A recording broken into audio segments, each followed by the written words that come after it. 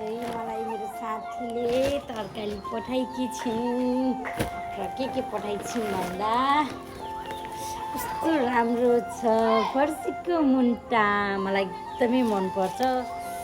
अनि त्यसपछि छ लसुन, लोकल लसुन। Thank you. लसुन किन्न नपर्ने भयो अलिबियारलाई।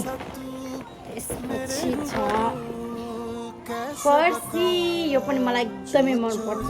अरू त कसैलाई मन पर्दैन मेरो घरमा, बस मलाई चाहिँ एकदमै मनपर्छ। त्यसपछि छ तिते करेली पनि मलाई मनपर्छ। राम्रो छ यो सब उसले आफै फलाएको है साथीहरू।